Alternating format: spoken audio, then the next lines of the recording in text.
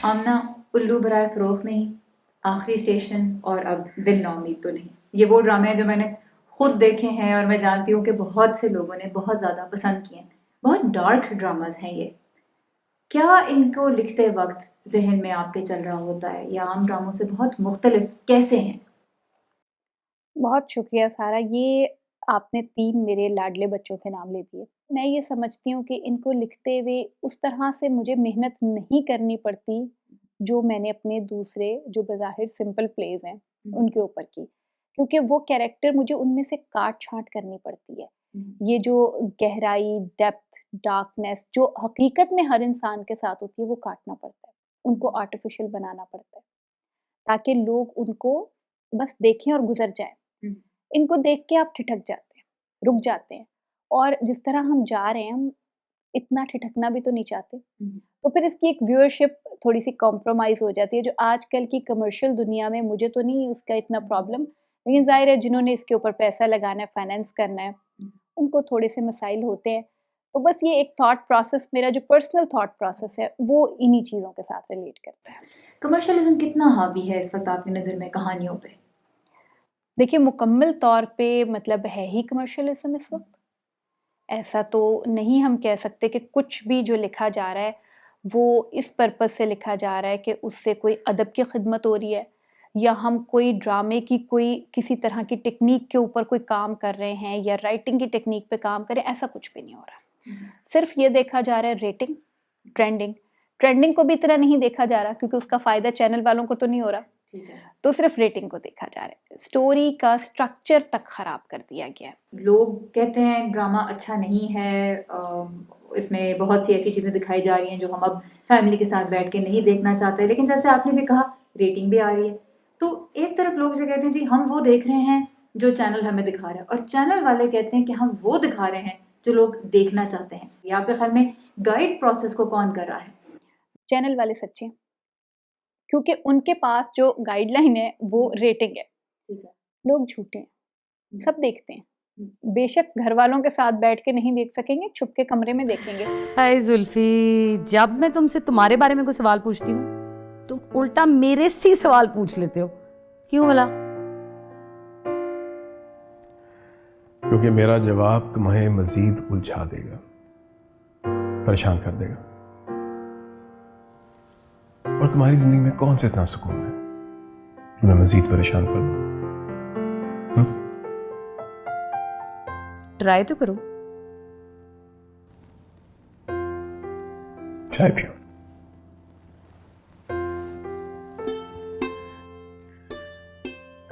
सरकारी अफसर के हाथ की चाय भाई उठ के पीनी पड़ेगी एहतराम के साथ।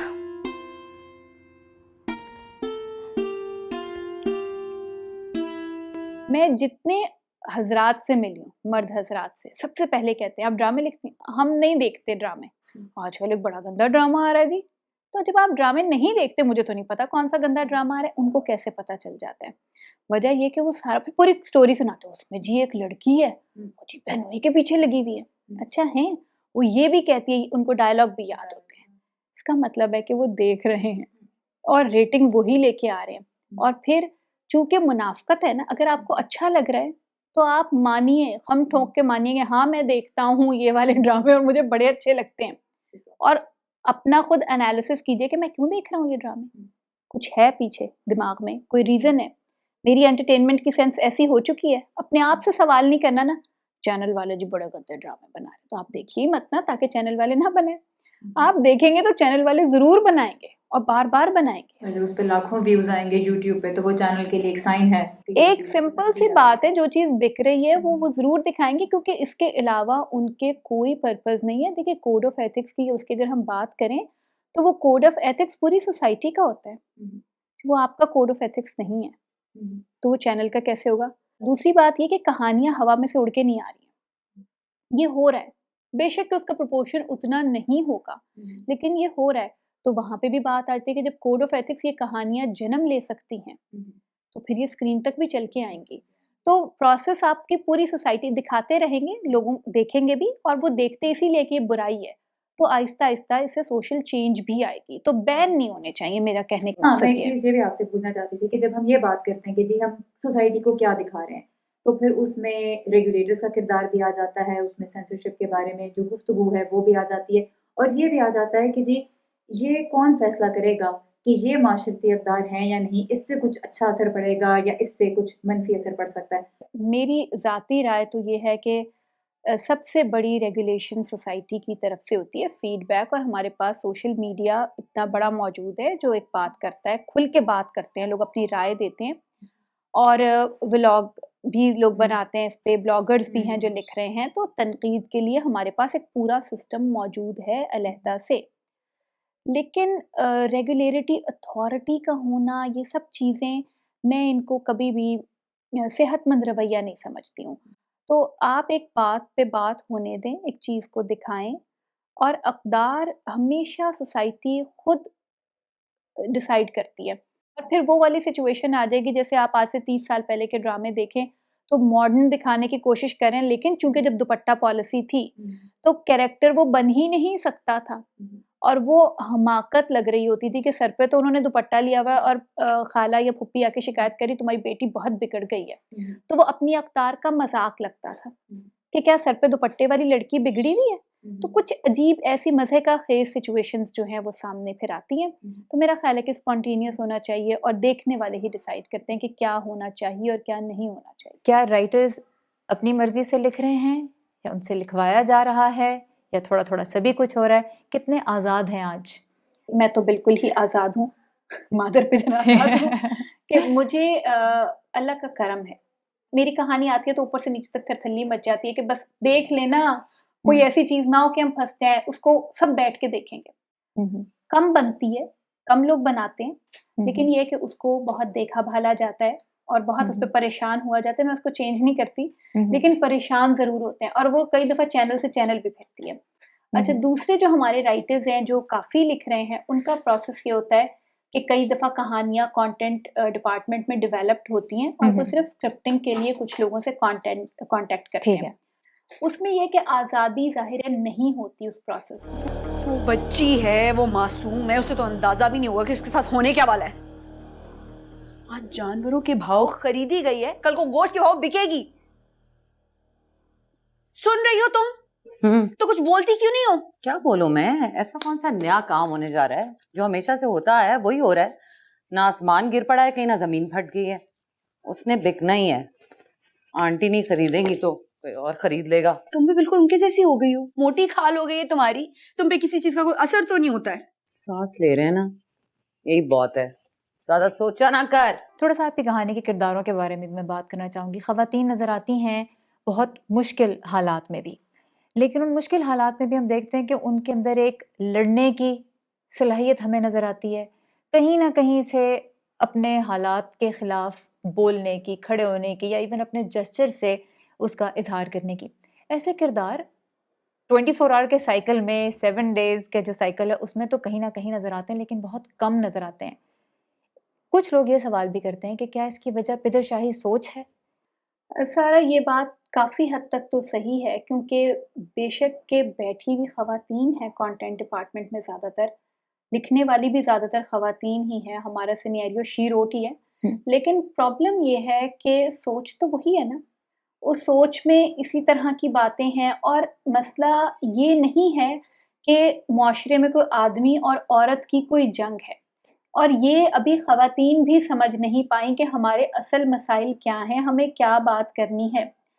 मैं हमेशा अपनी क्लास में जब पढ़ाती हूँ तो मैं बच्चों से कहती हूँ अपनी अम्मी की कहानी लेके आओ, और वो हमेशा एक सक्सेस स्टोरी होती है।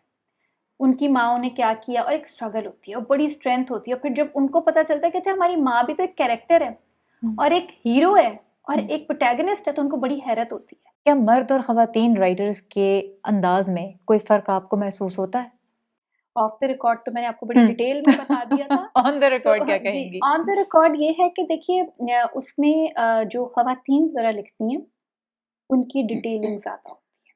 मतलब वो कैरेक्टर जब बनाती हैं तो इवन मेल कैरेक्टर में अब कुछ राइटर्स के हैं प्रॉब्लम कि आदमी सिर्फ, और मुझे नहीं पता वो क्यों करती हैं, कि बस वो आदमी आता है कहीं से उसने कोट पहना हुआ है और वो आके कहता है मैं बहुत थका हुआ हूँ, पता नहीं क्या करके आता है, और बेगम आके उसे कहती है आप फ्रेश हो जाए और मैं आपके लिए चाय ले चाय आऊं। बना के लाते बस वो घर में उस कमबख्त का यही कैरेक्टर होता है।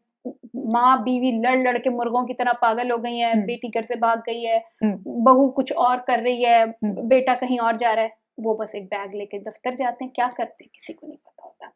तो एक थोड़ा सा ये मुझे नजर आता है कि खवातीन राइटर्स मेल उसको उस तरह से छोड़ रही हैं, और आदमी राइटर्स जब खवातीन को बनाते हैं तो बड़ी माजरत के साथ वो अपनी जो उनके ख्वाबों की और ख्वाहिशों की औरत है वो बना देते हैं। पीटीवी के सुनहरी दौर से ड्रामों का मवाजना करना, क्या ये दुरुस्त है कि आज का ड्रामा वैसा नहीं जैसा पीटीवी के दौर का था ड्रामा?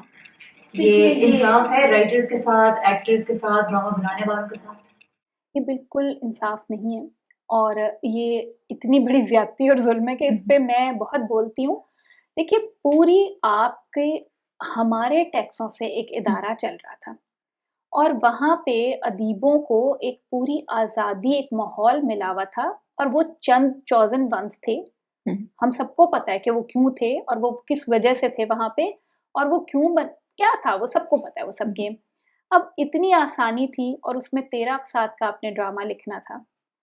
हमारे वाले कोई मसाइल नहीं थे, ऑडियंस कहीं नहीं भागे जा रहे थे, वो भी ना देखते तो वो घुट के मर जाते, तो वो कैदियों के लिए नशरियात थी वो, तो वो देखी जा रही थी। अब उसमें जाहिर है कि पूरा इतना बड़ा सेटअप, एक एकेडमी थी वो, इतना बड़ा सेटअप लग के सोच समझ के पढ़े लिखे लोग होते थे, वो बना रहे हैं, कोई जल्दी नहीं, कोई मुकाबलेबाजी नहीं, कुछ भी नहीं। तो मैं तो कहती हूँ कि वो राइटर्स जो थे वो तो बहुत मज़े में रह रहे थे। हमारा दौर क्या है कि हमें जिन लोगों के साथ काम करना पड़ता है, बहुत अच्छे लोग हैं, लेकिन वो उस तरह से तो नहीं ना, आज के पीटीवी की बात ना कीजिए, उस वक्त पे जो लोग थे वहाँ मौजूद थे, वो वही बात कि वो अंग्रेजों के ज़माने के जेलर थे भी वो तो हम कंपेयर नहीं कर सकते। वो उतनी स्लो आंच पे पकती थी चीज़ें, तो आज तो हमें प्रेशर कुकर में, बहुत बड़ा प्रेशर कुकर है जिसमें हम बंद है। रेटिंग सेकंड पे, पहले 2 एपिसोड की रेटिंग नहीं आई, क्यों नहीं आई? 5 की भी नहीं आई, क्यों नहीं आई? चलो अब इसके 4-4 एपिसोड बना के चलाओ। इनकी भी नहीं आ रही तो बंद कर दो, डब्बे में बंद कर दो। आपका करियर जाता है तो भाड़ में जाए। यहाँ कोई बैठ के मन चले का सौदा नहीं देखने वाला। बनाइए तो सही और चलाइए तो सही, रेटिंग यूं जाके पड़ेगी। तो तब तो रोते पीटते हम कहते थे, मुझे याद है कि उस वक्त लोग बहुत परेशान होते थे कई दफ़ा कुछ हमारे बड़े राइटर्स की चीज़ों से, लेकिन देखते थे, क्या करते, कहाँ जाते। ड्रामा बनाने वालों की आपके ख्याल में, चाहे वो राइटर है, किसी भी एस्पेक्ट से वो कनेक्टेड है ड्रामा बनाने की, मोटिवेशन क्या होनी चाहिए? क्या माशरे की इस्लाह करना ड्रामा बनाने वालों का काम है?